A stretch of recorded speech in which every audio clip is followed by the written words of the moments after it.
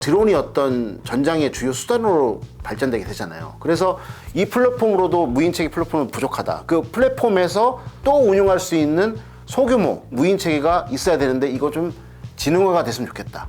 그러면 더 중국과의 해상이라는 공중에 마찰해서 우리가 우위를 점할 수 있지 않을까 라고 한 것이 이제 레플리케이터 프로젝트인데, 중국은 또 알 수가 없죠. 왜냐면은 저희가 알 수가 없는데, 그러나 중국에서 이제 그 보시면은 서쪽 부분에서 대규모 사막의 훈련장이 있어요. 미국만큼이나 이제 뭐 드론, 로봇 이런 것도 많이 활용하고 있어요.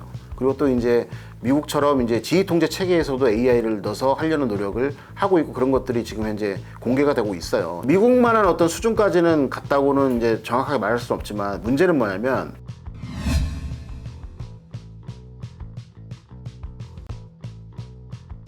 특별한 경제 강의 머니 특강. 안녕하세요, 주식 초등학교 여러분. 저는 오늘 특강을 맡은 카이스트 국가미래전략기술 정책연구소의 조상근 교수입니다. 투입이 되고 있는 사례는 알 수가 없죠, 정확하게. 이제 그 미 국방부의 부장관 힉스, 그 여성분이거든요. 되게 스마트하시고 되게 뭐랄까 대담한 정책을 제안하시는 분이에요. 그래서 2023년 8월에 우리는 레플리케이터 프로젝트를 진행하고 있다. 이게 뭐냐면은 중국이 A2A지, 그러니까 반접근 지역 거부 전략을 하면서 이제 원거리로 쏠 수 있는 미사일도 개발하고 잠수함도 개발하고 전투기 개발하고 있잖아요. 그러니까 그 항공모함이 좋긴 좋지만 그게 전진 배치가 된다면 그런 거에 한 방에서 다 날아가 버릴 수밖에 없는 거예요. 그렇기 때문에 미 해군에서 어떻게 하냐면 주요 유인이 타고 있는 어떤 첨단 전력이 있으면 그 앞에다가 무인 체계를 다 운용하는 거예요. 그 해상행, 그다음 공중, 해저까지. 그래서 유인 체계 앞에 무인 체계를 배치하면서 이제 중국으로부터 이제 그 어떤 근접 전투가 일어났을 때 유인 체계가 받는 피해를 최소화시키겠다. 이게 유민 복합 전투의 어떤 핵심이거든요. 몇 년 전부터 이거를 미군들은 추진해 하고 있어요. 그래서 그 일환으로 온 건데, 우크라이나 러시아 전쟁이 이제 되면서 드론이 어떤 전장의 주요 수단으로 발전되게 되잖아요. 그래서 이 플랫폼으로도 무인체계 플랫폼은 부족하다. 그 플랫폼에서 그 무인체계 플랫폼에 또 운용할 수 있는 소규모 이런 어떤 무인체계가 있어야 되는데 이거 좀 지능화가 됐으면 좋겠다. 그러면 더 중국과의 뭐 해상이라는 공중에 마찰해서 우리가 우위를 점할 수 있지 않을까 라고 한 것이 이제 레플리케이터 프로젝트인데, 이게 본질적으로 나온 이유는 뭐냐면 중국군은 많아요. 우리가 인해전술처럼 많기 때문에 앞에 있는 그냥 일선에 배치된 소규모의 어떤 무인체계로는 다 감당이 안 되는 거예요. 그렇기 때문에 그 무인체계 주변에 또 지능형을 하면서, 아까 지능형을 하게 되면 뭐가 발생한다 했죠? 전쟁과 전투에서 전투 효율성이 되는 거예요. 그 지능형이 있으면은 원래는 사람끼리 하면 10명이 오면 10명이 막아야 되는데, 지능형이 있으면 두 개라도 빨리 판단하기 때문에 딱딱딱딱 하면서 신속하게 판단해갖고 이제 자리로 이동해가면서 둘로도 열을 이제 감당할 수 있기 때문에 이제 지능형을 한 거고요. 향후 18에서 24개월 이내에 뭐 수천 대를 이제 도입하겠다라고 했어요. 작년 8월 달에. 그런데 이제 그 지난 5월 6일 날 어떤 기사가 나왔냐면 여기 있어요. 이거. 우선 스위치블레이드를 이제 우선 자폭형 드론을 이제 도입을 하겠다. 레플리케이터의 어떤 그 첫 번째 1차 사업으로서, 드론이라는 것이 최초에는 공중에 떠 있는 것만 다 드론이라고 생각을 했는데, 기사를 나오는 거 보게 되면 우크라이나군이 자폭형 드론은 다 어디든 간에 다 드론이에요. 예를 들어서 하늘로 날아다니는 어떤 자폭형 드론도 드론이라고 하고 있고요. 알시카 위에다가 이제 대전차지뢰라든가 폭탄을 해서 조정해갖고 적의 전차 밑에서 터트린 것도, 이것도 로봇인데 드론이라고 하고 있어요. 또 해상에서도 이제 조그마한 어떤 수상정을 무인화시키고 폭탄을 장약해서 러시아의 흑해함대를 자폭하잖아요. 이것도 드론이라고 하고 있어요. 이런 것들을. 그래서 그 드론인데, 그래서 미국도 마찬가지 레플리케이터도 이렇게 하늘로 날아가는 것뿐만 아니라 해상으로 자폭할 수 있는 것들, 그 다음에 해저로 갈 수 있는 것까지도 이제 앞으로 추가적으로 구매를 하겠다. 그 얘기를 지금 하고 있는 거예요. 그래서 실질적으로 확답은 드릴 수 없지만은 지금 얘기를 했기 때문에 어느 정도 지금 배치가 되고 있지 않을까, 저희가 합리적으로 이제 유추해 볼 수 있는 것이죠. 이 스위치블레이드 지금 나와 있는 거는, 이거는 실제가 아니고요. 모겁이에요. 이제 똑같이 만든 건데, 이게 스위치블레이드 300이에요. 300은 뭐냐면은 스위치블레이드 300과 600으로 나눠지는데, 300은 이제 인마살상하고 그 다음에 이제 그 전술 차량 정도를 파괴할 수 있는 거고요. 600은 이거보다 좀 더 커요. 근데 그거는 이제 전차나 장갑차, 포병들을 잡는 거예요. 이거는 10km 반경에서 작전 운영할 수가 있고요. 거의 특수작전 부대가 한 명당 한 3발씩 갖고 다니는데 그 이유는 뭐냐면은 첫 번째를 표적을 공격을 했을 때 파괴가 안 될 수 있잖아요. 그럼 2탄으로 이제 그 확인 사살을 파괴를 하고요. 근데 사용하다가 이제 기상이라든가 딜이랑 여러 가지 문제 때문에 고장이 날 수 있기 때문에 하나를 예비로 갖고 다녀요. 그래서 전투원 한 명이 3발씩 갖고 다니면서 10km 반경에서 활동하는 거다. 그리고 이게 가격이 얼마 정도 되냐면 1억 300이 600 같은 경우는 2억 5천이에요. 근데 야 이거 엄청 비싸잖아. 레플리케이터 했을 때 가성비 하면서 AI 든다겠는데 이거 너무 비싼데 이거 비싼 거 아니야 이렇게 할 수 있지만 우리가 제블린 같은 거 있잖아요. 대전차 무기요. 사람이 운용하는 거. 그게 2억 5천만 원이에요. 근데 그건 어떤 문제점이 있죠? 전차나 장갑차에 근접해서 쏴야 돼요. 그러면 그 사수가 사망할 수가 있잖아요. 근데 이거는 10km가 떨어져 가기 때문에 그것을 감안한다면 엄청 가성비가 싼 거죠. 이거 말고도 실질적으로 이런 것들이 여러 대가 군집 형태로 AI로 전투 대응을 이뤄가면서 적진에 들어가가지고 각자의 표적에 다 집중하면서 이제 무력화시키는 그런 무인 체계도 있다. 예, 그렇게 말씀드릴 수 있습니다. 중국은 또 알 수가 없죠. 왜냐면은 저희가 알 수가 없는데 그러나 그 중국에서 이제 그 보시면은 서쪽 부분에서 대규모 사막의 훈련장이 있어요. 훈련장이 있는데 거기서 훈련한 모습을 이제 방송을 하잖아요. 공영 방송을 통해서 보게 되면 미국만큼이나 이제 뭐 드론, 로봇 이런 것도 많이 활용하고 있어요. 그리고 또 이제 미국처럼 이제 지휘 통제 체계에서도 AI를 넣어서 하려는 노력을 하고 있고 그런 것들이 지금 현재 공개가 되고 있어요. 있는데 미국만한 어떤 수준까지는 갔다고는 이제 정확하게 말할 수는 없지만 문제는 뭐냐면 중국 같은 경우는 권위주의 국가라는 거죠. 그러면은 중앙당에서 하라면 하는 거예요. 그렇기 때문에 개발 속도가 상당히 빠르고요. 그 다음에 데이터 수집이라는 것이 이제 여러 가지 규제라든가 이런 것부터 벗어날 수 있는 가능성이 높기 때문에 신속하게 빅데이터를 할 수 있는 부분이 있죠. 뭐 1대1로 정책 때문에 여러 나라하고 분쟁 지역하고 이제 협력 관계가 있잖아요. 거기에 있는 데이터를 받아올 수 있는 거예요.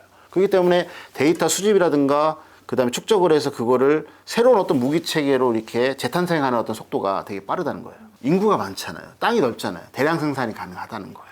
그렇기 때문에 이런 부분들을 아직까지 기술력으로서는 제가 보기에는 미국만큼 가지 않았지만은 그런 어떤 네트워킹과 그다음 대량 생산 능력을 봤을 때는 이번에 이제 하마스가 작년에 10월 7일 날 이스라엘을 기습했잖아요. 세계 모든 사람들이 야, 기습을 당하는 게 의아했잖아요. 근데 물량공사 장사 없다고 5,000발 이상의 이제 급조 미사일을 쏘게 되면 그 아이언돔에 있는 미사일이 한 발이 얼만데 그러니까 아까 말한 것처럼 가격이 비싸기 때문에 많은 수량을 확보할 수가 없잖아요. 그게 다 효과적으로 대응했음에도 불구하고 그 사이를 뚫고 들어오는 애들이 있는 거예요. 그러니까 물량공사 장사가 없기 때문에 이런 부분들은 저희가 중국을 참 경계해야 될 부분입니다. 그 자기네들이 이제 세계에 있는 드론 시장을 다 거의 독과점 하다시피 하고 그를 위해서 그 안에다가 이제 모든 부품 생산 공장을 다 집적해 놓고 있으면은 다른 나라에서 이거를 이 규모의 경제가 이루어졌기 때문에 그를 도전할 수 없는 게 되는 거예요. 또 문제는 뭐냐면 대량으로 생산하기 때문에 싸요. 그렇기 때문에 계속해서 밀어주는 거예요. 그래서 저가 전략으로 가고 있는데 그런데 문제는 뭐냐면 자유민주주의 국가에서는 여기 안에 있는 센서라든가 이런 여러 가지 때문에 서버에 의해서 실질적으로 중국으로 이제 정보가 들어가기 때문에 이거 사용하지 말라고 하고 있고 그러니까 진퇴양난의 상황에 빠지고 있는 건데 실질적으로 이제 그 사례가 뭐가 있냐면 영상을 한번 찾아보시면은 우크라이나에서 어떤 전투병이 드론을 날려요. DJI를 날리는데 그래서 여기 자리에서 날렸어요. 그리고 이 사람이 한 50m를 빠져요 뒤로. 근데 여기로 바로 러시아군의 포병이 딱 떨어진 거예요.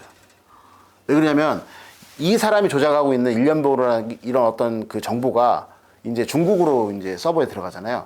그게 이제 러시아하고 협력이 맺어서 실시간으로 넘어간 거예요. 그래서 일련보로가 뜨니까 그 해당 부대에 전달해줬고 네 앞에 여기 있고 날린 지역 여기야 해서 그 전표적으로 포병을 하고 떨어뜨리는 거예요. 이렇게 물었기 때문에 치명적이고 무섭기 때문에 중국산을 지금 현재 센서라든가 이런 어떤 광학 장비가 들은 것들을 못 사용하게 하는 거거든요. 그런 부분에 대해서 우리나라가 좀 문제가 있는 거죠. 예. 그러니까 자동화 단계를 가게 되면 그게 뭐냐면 휴먼 이제 인더 루프라고 했잖아요. AI가 움직이는 거에서 사람이 같이 해야 되는 거예요. 원격 조정 이런 것들을. 그렇게 되면은 신뢰가 있어요. 지금 현재 그 드론이라든가 로봇을 어떤 그 최말단 제대에 운영하고 있는 데가 어디냐면 미 해병대인데 미 해병대 같은 경우는 팀이 있는데 팀이 4명으로 구성되어 있어요. 그게 3개가 있어요. 4, 3, 12. 원래는 그게 뒤에 분대장이 있는 거거든요. 왜 그러냐면 분대장으로 이제 전투원 앞에서 싸우게 되면 분대장 같은 화력도 유도해야 되고 옆에 하고 이제 협조도 해야 되는데 같이 팀원과 같이 전투원을 같이 하게 된다면 이게 안 되잖아요. 그래서 미국 같은 경우는 미 육군이나 해병대 같은 경우는 팀을 앞에다 놓고 뒤에 분대장이 있는 거예요. 아직까지도 이제 드론이나 이런 것들이 AI가 덧입혀진 것들이 자율화 단계에 안 오고 사람이 조정해야 되기 때문에 어디 있냐? 앞에 있는 팀은 근접 전투를 하는 사람이잖아요. 총을 쏘는 사람이란 말이에요. 그럼 그 사람들한테 로봇을 또는 드론을 운용을 하면 하겠어요? 왜냐면은 근접 전투에서는 총 하나가 더 화력이 얼마나 많이 나가냐에 따라서 승패가 결정되는데 사람의 목숨이 왔다 갔다 하는데 그래서 어떻게 하냐 미 해병대 같은 경우는 분대장 옆에다가 시스템 오퍼레이터라는 드론과 로봇을 운용하는 별도의 사람을 편성을 했어요. 사람이 주도할 까 생각했는데 오히려 지금 미 해병대 같은 경우는 사람이 한 명이 늘었어요. 왜 그럴까요? 자동화 단계이기 때문에 그런 거예요.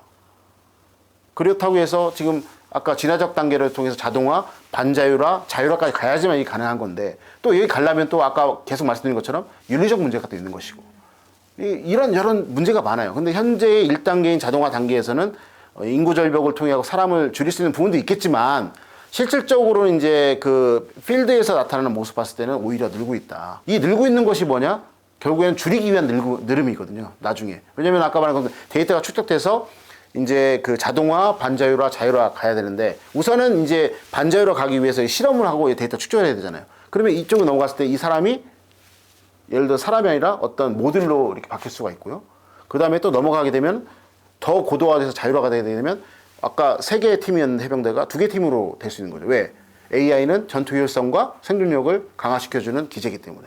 그래도 우리도 마찬가지 어떤 타겟 이어에서 지능형 어떤 유민 복합 전투책이 가야 된다 하면 그 사람을 이게 첫 번째 나오는 어떤 그 시점으로부터 역으로 계산해서 적어도 7년이나 8년 전에는 교육이 시작돼야 된다는 것이죠. 그러나 이제 아까 말씀드린 것처럼 우리 그 군에서는 아직까지는 작전용이라든가 이런 부분에 대해서 드론에 로봇이 들어가는 부분이 없잖아요. 그래서 아직까지 그건 뭘 의미하냐면 잘 모르겠지만은 이거에 관련된 교육 체계도 왜냐면 실체가 없으니까 사람이 없을 것이다. 근데 이제 예를 들어서 국방혁신 4.0에서 몇 년도까지 뭘 하겠다. 아까 말한 미군의 사례처럼 역산해 됐을 때 사람이 이제 그 사이에 이제 키워지지 않았다면은 실질적으로 되게 고도화된 어떤 AI 기반의 무기 체계를 만들어 놓고도 운용할 사람이 부족해서 더군다나 이제 인구 절벽 때문에 이제 군 인원이 줄어들잖아요. 그렇게 돼서 어떤 뭐랄까 되게 좋은 첨단 무기 체계를 만들어 놓은 상태에서 이걸 못 사용하는 어떤 상황도 효율적으로 사용하지 못하는 상황도 발생할 수 있는 여지가 있는 것이죠. AI한테 모든 걸 맡기면 안 돼요. 결국 AI는 뭐냐면 인간이 어떤 결심을 할 수 있게 옵션을 제공하는 거예요. 결심은 반드시 사람이 해야 된다. 이게 무너지면 큰일 나는 거예요. 리비안 내전에서 이런 게 나타났어요. 예를 들어서 후퇴하고 있는 적인데 이제 어느 측에서 이제 그때는 터키지만 지금 트리키에 산에 있는 이제 그 살상이 가능한 무기식을 단 드러냈는데 이거를 사람이 통제 없이 그냥 뭐 이미지 판독으로 해서 다 사살할 수 있도록 해놔가지고 유인해서 한번 날리는 적이 있었거든요. 아무리 전쟁이지만 항복한 적, 그 다음에 이제 민간인들 이런 거에 대한 피해가 나게 되면은 전쟁의 정당성이 훼손될 뿐만 아니라 인류의 쪽으로 맞지 않는 거잖아요. 그렇기 때문에 결국에는 사람의 어떤 복지와 어떤 문화적 혜택, 그 다음에 전쟁에서 효율성을 높이기 위해서 만들어 놓은 AI가 결국에는 그런 것을 다 뒤집어 엎는 형태로 갈 수밖에 없는 상황이 발생하는 거죠. 언제요? 모든 결심을 AI가 할 때. 이 원칙이 지켜지지 않으면은 이제 우리가 우려하는 AI의 오악용 사례가 전 세계로 퍼질 거예요. 근데 문제는 뭐냐? 생성형 AI가 나오면서 오픈소스를 쓰잖아요. 그렇기 때문에 예전에는 AI 기술이라든가 첨단 과학 기술이 어떤 첨단 과학 기술을 갖고 있는 강대국의 어떤 문제였다면 지금은 개인도 쓸 수 있는 상황이 온 거예요. 그러니까 이런 것들이 테러 조직이나 범죄 조직에 들어가 된다면 문제가 되는 거죠. 드론의 발전 정도를 얘기하는 것이지 전쟁에서 드론이 이렇게 해야 된다는 운영 지침 말하는 게 아니에요. 그러니까 AI라고 하더라도 사회에서 쓰는 것들, 문화에서 쓰는 것들, 국방에서 쓰는 게 다 다른 거예요. 그래서 국방에서 쓰는 것은 절대로 이게 자율적으로 혼자 판단해서 행동하면 안 된다. 사람이 해야 된다. 이 원칙을 국제사회에서 꾸준히 얘기하고 있는 거예요. 지금. 그것만 지켜지면 이제 오악용을 좀 줄일 수 있는 부분이 있거든요. 가장 큰 거는 지금 우크라이나 러시아 전쟁에서 나타났지만 예전에 이제 전쟁의 주체를 국가 대 국가에서 국가 대 이제 어떤 조직까지도 이제 좀 뭐랄까 확대가 됐잖아요. 미래의 전쟁은 그 주체가 개인까지 되는 거.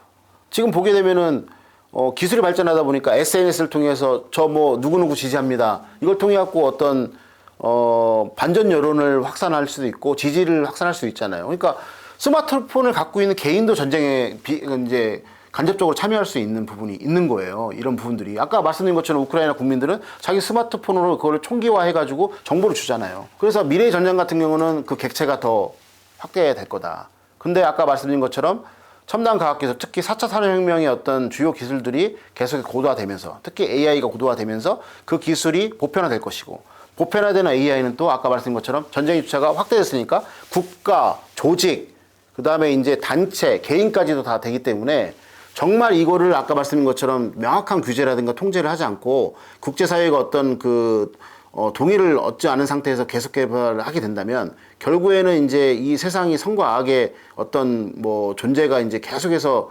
싸움에서 나타나는 것이 전쟁이기 때문에 그런 부분에 대해서 우리가 이제 위험성을 치명적인 위험을 받아들일 수밖에 없는 그런 상황에 처할 수밖에 없는 것이죠.